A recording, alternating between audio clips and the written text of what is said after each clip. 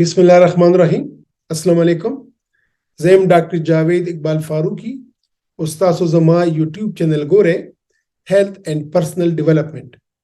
ناظرین، نن په لیکچر کې با مونږ ډسکشن کوو چې کوم مریضانو ته ګرد بیماری وي یا د معدې تیزابیت وي، هغوی به د شپې چې کله وده کیږي نو د دې باډي پوزیشن څنګه پکار دی،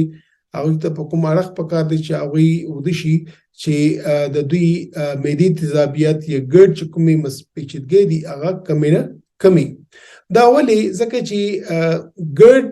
مریض چې دی د ورځې خو هغه ته د تیزابیت راشي نو هغه ته د معدې سوی راشي، معدې درد راشي او هغه په دې پوه شي. بل دا د باډي پوزیشن داسې چې هر وخت یې د تیزابیت بره نه راځي. په چې د شپې که باډي پوزیشن داسې چې دا تیزابیت بره راځي او ریګولري بره راځي او خوراک نلۍ کې د تیزاب زیات پروت وي، نو دې له وجې نه بیا د خوراک نلۍ د زخم پیدا کېدو، د دې کې د پیچیدګۍ پیدا کېدو امکان ډیر زیات شي. او بل دا هم دی چې د شپې مریض وده وي نو هغه ته عموماً بیا د احساس هم نه وي چې زما ته تیزابیت مسله شته یا زما تیزاب د معدې نه بره راغلی دی او خوراک نلۍ کې پروت دی. او چونکې دا شپږ اووه غنټې مریض وده وي نو دا یو کافي ټایم دی چې دې ټایم پورې که دومره زیات ایکسپوژر وشي د خوراک نلۍ د تیزاب ته، نو هغې له وجې نه دا ځای وسوځي. نو نن په لیکچر کې به موږ ډسکشن کوو چې د ګرد مریضانو ته څه هدایات دي چې هغوی چې د شپې وده کیږي نو هغې د باډي پوزیشن څنګه پکار دی او د هغوی کوم اړخ باندې سملاستل پکار دی. نو څنګه چې ما وویل چې نن دا لیکچر عنوان دی د بیسټ سلیپینګ پوزیشنز فور پیشنټس وذ ګرد، یعنی د ګرد مریضانو لپاره بیسټ سلیپینګ پوزیشن څه پکار دی. ناظرین، مونږ پته ده یا مونږ دا معلومه کړه چې په ګرد کې کیږي څه چې دې کې د خوراک نلۍ او د معدې چې کوم جنکشن دی هغه بند نه وي، پوره بندېږي نه. څنګه چې په نارمل سړي کې بندېږي نو خوراک نه پس چې کله سړی وخوري دا تیزابیت بیا واپس راځي د خوراک نلۍ ته، او چې کله واپس راځي نو دلته کې دا ټول ځای وسوځي او دا ځای کې مسلې جوړې شي. نو داسې کسانو لپاره دوه اهم هدایات دي. یو خو دا هدایت دی چې هغوی د خوراک نلۍ یعنی سینه د هغې مزغې او مني سر دا لږ دا پوزیشن داسې پکار دی چې د تیزاب رستو بره نه راخیږي. او دویم دا دی چې داسې کسانو ته پکار دی چې هغوی د په ګس اړخ باندې سملي هغه مریضان چاته چې ګرد بیماری ده، ځکه چې کله دا مریضان په ګس اړخ باندې سملي نو په دې پوزیشن کې د خوراک نلۍ او د معدې چې کوم جنکشن دی یا کوم د والو دی هغه اتوماتیکلی داسې په زاویه یا انګل پې جوړ شي چې هغه په خپل هم بند شي، نو د معدې تیزابیت بره نه راخیږي. او دویمه خبره دا دی چې هغوی چې کله دا باډي بره حصه لږ ټلټډي یا لږ اوچت وي نو بیا هم د معدې تیزاب بره نه راځي. دا چونکې مریضي ده نو مریضي دپاره په ګس اړخ باندې سملاستل ډاکټري لحاظ سره موږ سجیسټ کوو، ګرچې زموږ سنت دی چې په ښی طرف سملاستل غواړي، خو که کله بیماری وي نو هغې دپاره د خدای هم دا اجازت ورکړی دی چې د خپل بیماری که ستا صحت دپاره یو څیز ضروري وي نو هغه ته اختیار کولی شي چې څومره پورې ستاسو بیماری ختمه شوې نه.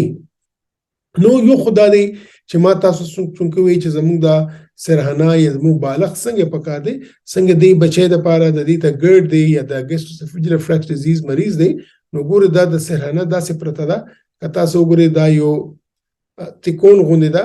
یعنی لاندې چې دی د رو رو بره اوچتېږي نو دا بچی چې کوم دا دلته دا زنانه چې کوم پرته ده نو که دا وګورئ د دې د خوراک نلۍ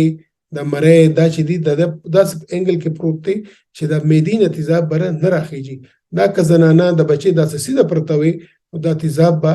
سیده راتلو، نو دا چونکې په دې پوزیشن پرته ده چې دې پوزیشن باندې هغې تیزاب د خوراک نلۍ نه بره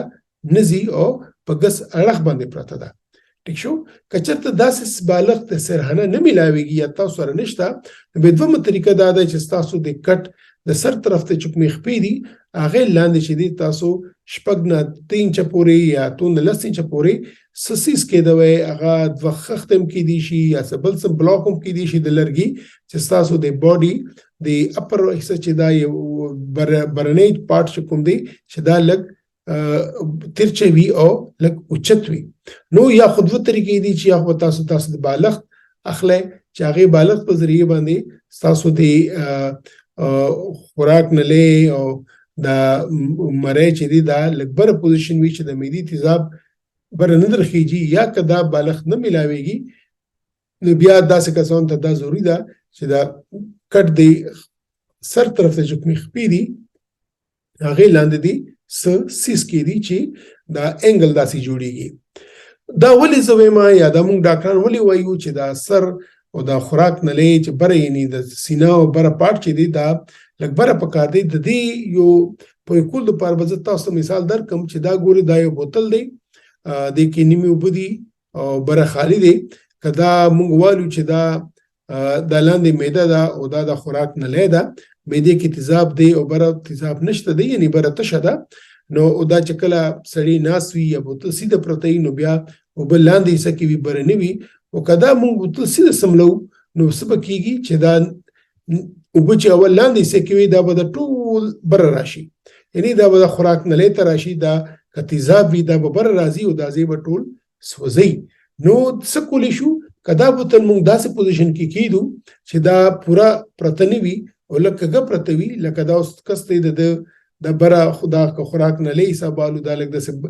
ټلټډ پروت دی یا بره پروت دی نو دا د معدې تیزاب به بره نه راخیږي او چې دا بره نه راخیږي نو داسې سړي به د معدې تیزابیت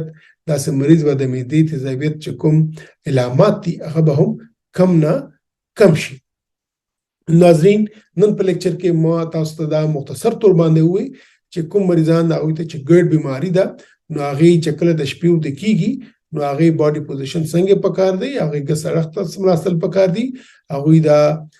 بدن چې برنه پارت دی سینا دا چاغه کې خوراک نه لیوي او مطلب بیا مزخه او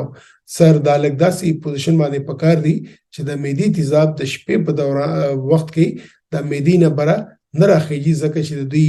د خوراک او د معدې نلې مس کې چې کوم جنکشن دی هغه پوره بنديږي نه هغه کلاو پاتې وي نو کدا مریض سیده سملی نو دا ټول تیزابیت په بره راځي په خوراک نلې کې به د تیزاب پروت وي چې صافه گزرته وي مریض ته پتم نه ځکه چې هغه خو به ودوي او په دې شپږو غنټو کې به هغه د دې خوراک نلې ټول سوځي د دې کې به زخمونه راځي د کې به خدای مکا نورې پیچیدګۍ راځي د کې کینسر جوړې دي شي د کې سټرکچر یا د کې تنګواله راتلی شي او د نه علاوه مړې خرابې دي شي د شپې دوران کې د سر چې پاسې دي مریضانو خلک ډېر ترخی د نه علاوه د دې ما تاسو مخکې د لیکچر کې ویلو چې دا وي غوګونو ته د پوزي مسله جوړې دي شي ساینوسایټس کې دي شي غاښونه خرابې دي شي ایون د دې کسانو ته دي ساباندې غونډې علامات هم کې دي شي. نن په لیکچر کې موږ د ګډ مرزان د لپاره د باډي پوزیشن د شپې دوران کې یا خوب په دوران کې څنګه پکار دی په دې ډیسکشن وکړو. امید تاسو ته به د دې وجه معلومه شوي چې ولې موږ وایو چې د سړک ته سملاستل پکار دی او دا سر لږ اوچت ساتل پکار دی. که تاسو د ګډ